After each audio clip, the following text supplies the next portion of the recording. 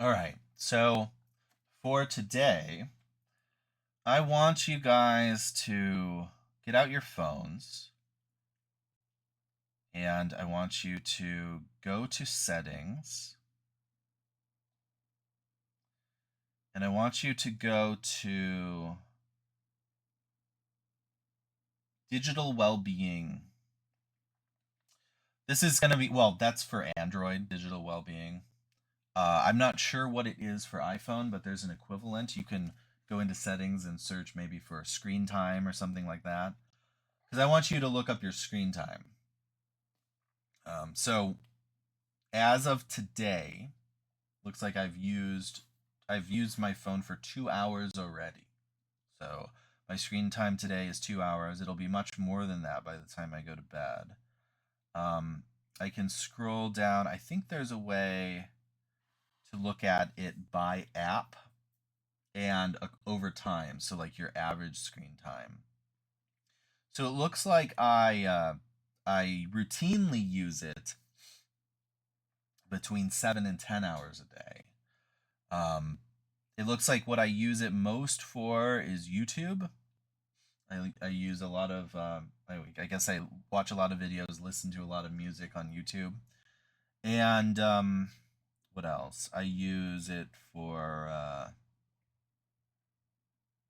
Spotify, so I listen to a lot of music. Gmail, so I answer emails a lot. Discord, that's a social media platform I use a lot.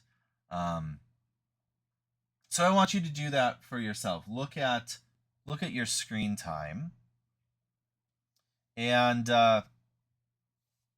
ask yourself ask yourself, is this the amount of screen time that I think I should be spending? Um, if we can think of it like this, and maybe you should do this before you even check your phone, is what amount of screen time would you think is appropriate? Um, and then ask yourself what amount of screen time do you think you actually are spending, and then see if you're right about that. See what the difference is between what you spend and what you think is an appropriate amount to spend. Uh, we can look up possibly what's like the average screen time here. So let's look up some statistics. So here's for children.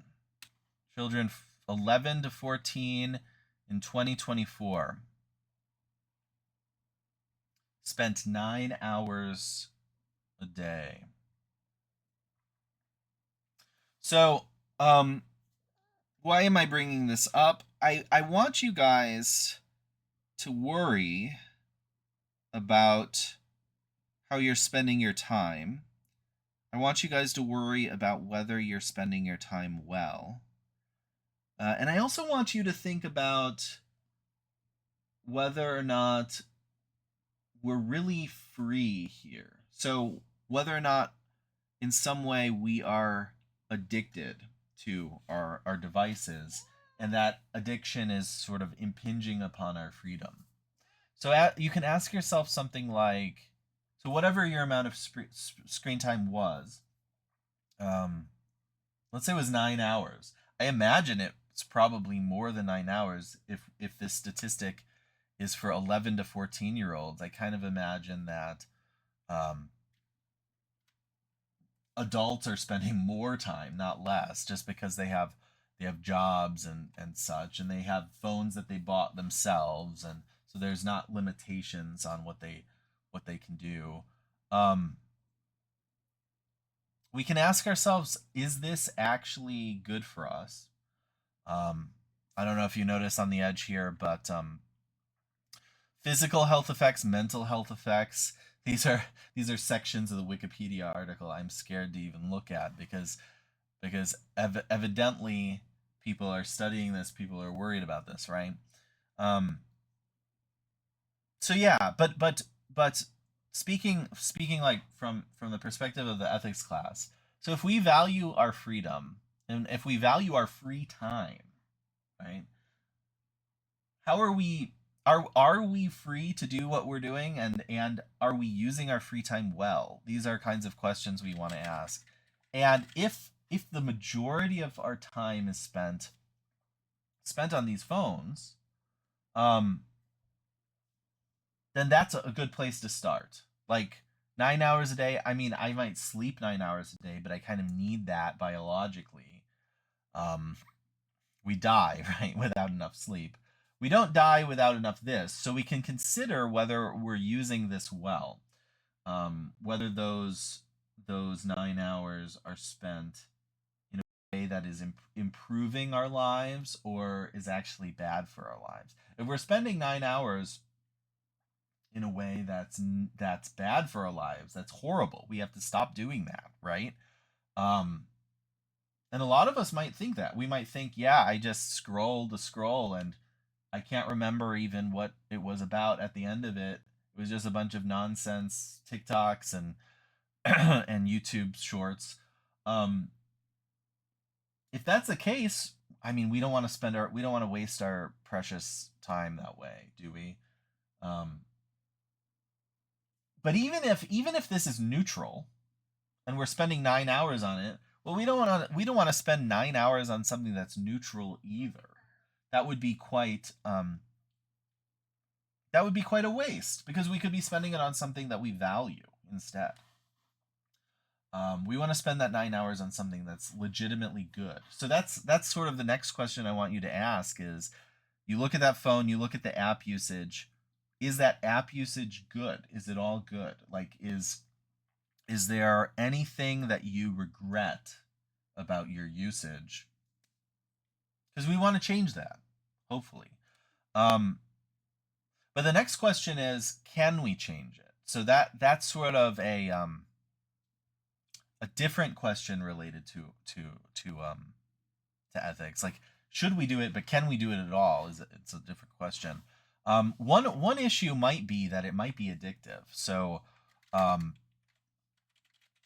so let's see: computer addiction, internet addiction, internet sex addiction, online gambling. These are all different addictions that we might have. We might have video game addiction, television addiction. And of course, then there's like addiction to drugs, right? So, are we addicted to any of these things? So, 9 hours, that's a lot. So, are we going to say we're not addicted to that? Are we going to say, I mean, we might frame it like this. Could we spend a whole day not using our phone at all? Could we spend a week not using our phone at all? Or longer? Like, but start with a day. Start with an hour. Can you spend an hour not looking at your phone? Maybe I should assign this. Try spending an hour not looking at your phone. Do you fail to do it? Like, go to it and get back to me. If you did, congratulations. Now try a day. We can try a day then.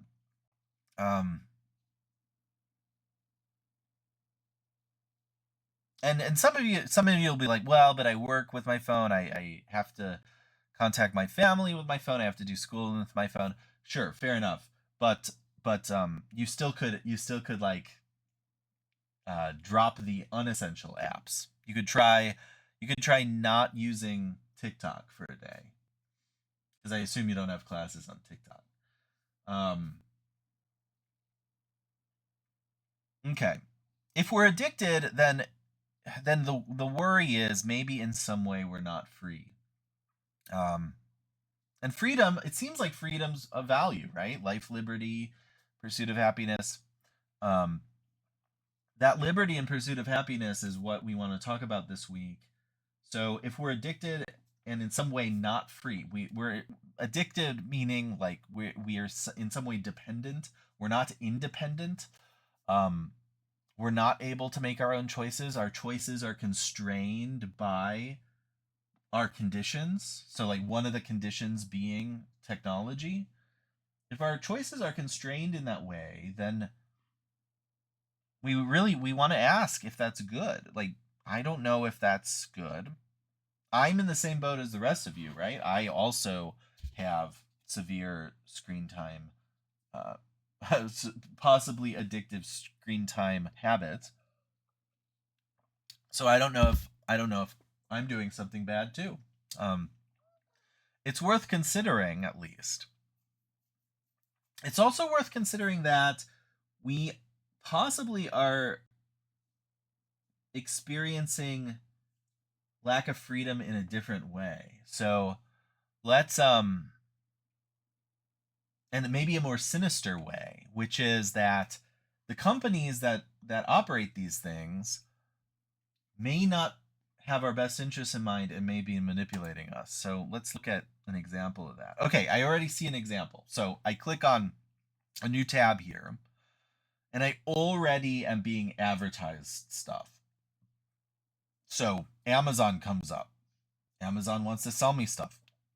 So they're putting themselves into my vision, right? They're inserting themselves there so that they get more money.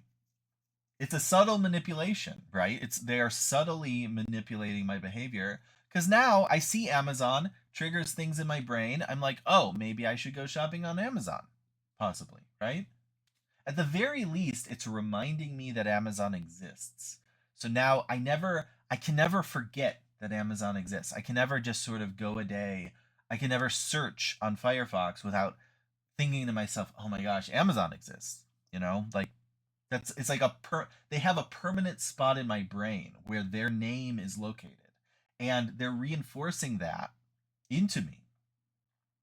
And I'm not, so maybe I can try to do things to avoid the advertisement, but if I'm just going about my daily routine and these things get inserted into my daily routine, then in some way I'm being very, very slightly nudged towards using Amazon, right? Same with these others, Expedia, Experian, and these over here, these are actually things that I have used recently.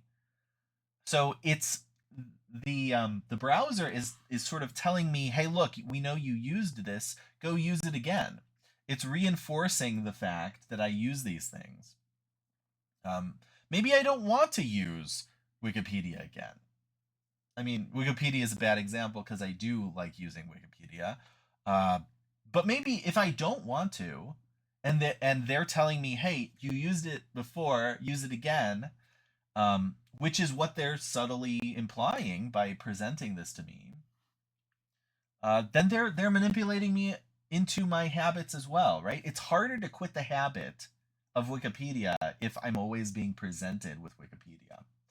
And that's in Wikipedia's interest. If Wikipedia wants it, Firefox probably wants it because I probably use Firefox more.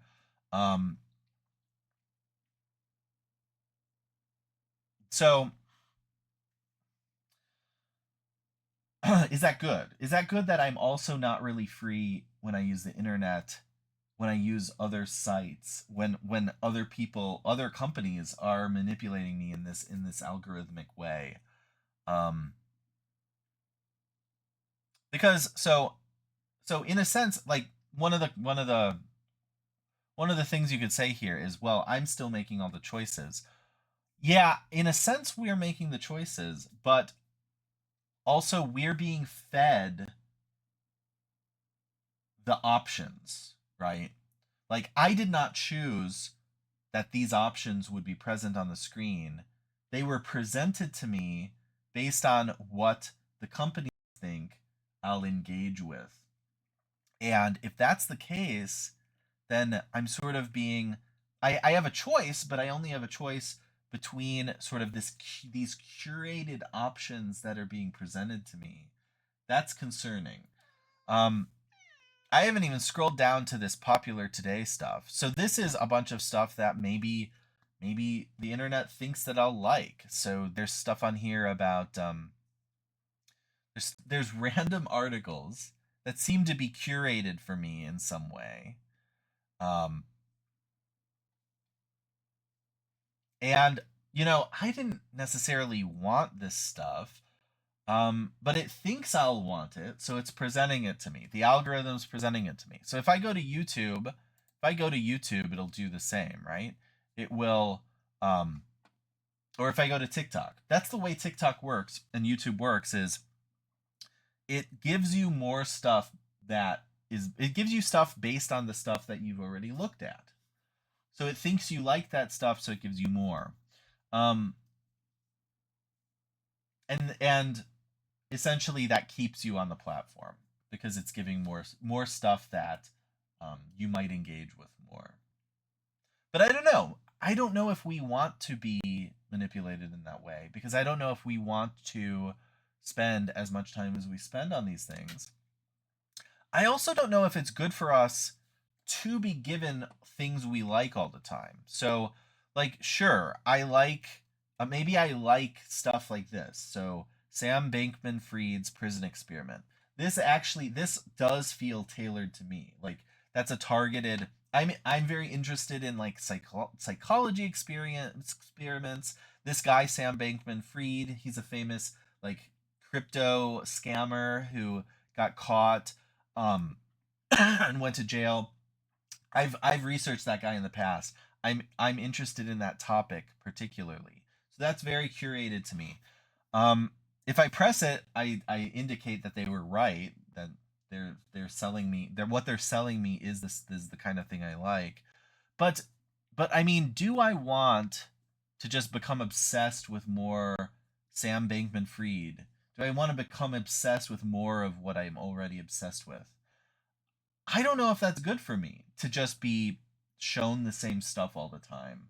Maybe I should be shown some different stuff so that it broadens my mind and my opens me to new possibilities.